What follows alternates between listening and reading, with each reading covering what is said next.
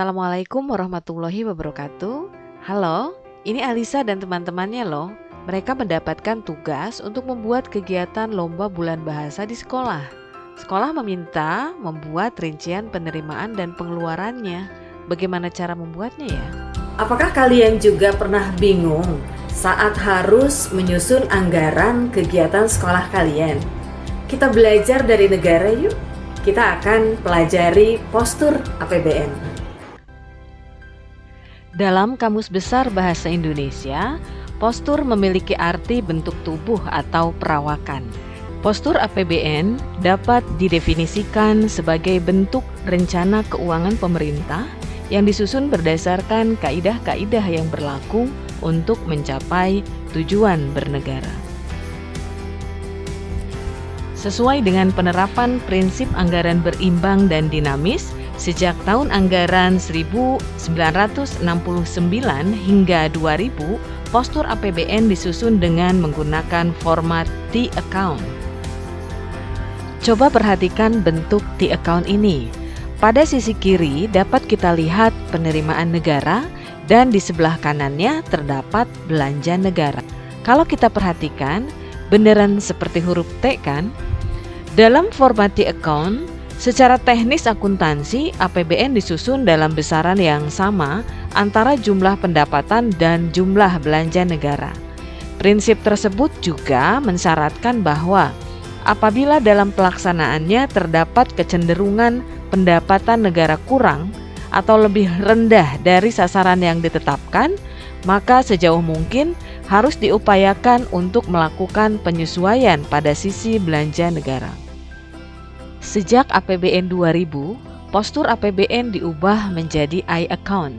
Format dan strukturnya memungkinkan defisit anggaran tercermin secara eksplisit serta dapat dibiayai dengan sumber-sumber pembiayaan dari dalam dan luar negeri. Kita coba gabungkan kedua format postur APBN tersebut. Nah anak-anak, inilah yang dinamakan postur APBN. Bentuk APBN yang ditampilkan yang menggambarkan penerimaan dan belanja negara. Nah, untuk anggaran kegiatan sekolah kalian akan mengikuti format yang mana? Format yang lama seperti T-account atau format yang baru atau I-account? Pada video kali ini saya akan membahas tentang I-account. Postur I-account terdiri atas 4 komponen utama. Pendapatan negara, belanja negara, keseimbangan primer dan keseimbangan umum, serta pembiayaan anggaran. Penerimaan dalam negeri terdiri atas penerimaan perpajakan dan penerimaan negara bukan pajak. Tahukah kalian, penerimaan pajak tahun 2021 melebihi target yang sudah ditentukan. Padahal kita baru saja terserang pandemi. Dengan meningkatnya penerimaan pajak, sangat bermanfaat untuk mempercepat pemulihan ekonomi dan membiayai pembangunan negeri kita tercinta. Penerimaan bukan pajak adalah semua penerimaan pemerintah pusat yang diterima dalam bentuk penerimaan dari sumber daya alam, pendapatan bagian laba BUMN, PNBP lainnya, serta pendapatan badan layanan umum. Anak-anak, ada yang menarik nih. Contoh penerimaan bukan pajak adalah penerimaan negara dari KPK. PNBP tersebut didapatkan dari 4 sumber. Pertama, pendapatan gratifikasi. Kedua, pendapatan uang sitaan hasil korupsi, tindak pidana pencucian uang, serta uang pengganti. 3, pendapatan denda dan penjualan hasil lelang korupsi. Anak-anak, sebagaimana berita yang tadi disampaikan, pendapatan negara kita banyak, tetapi pengeluarannya ternyata lebih banyak lagi.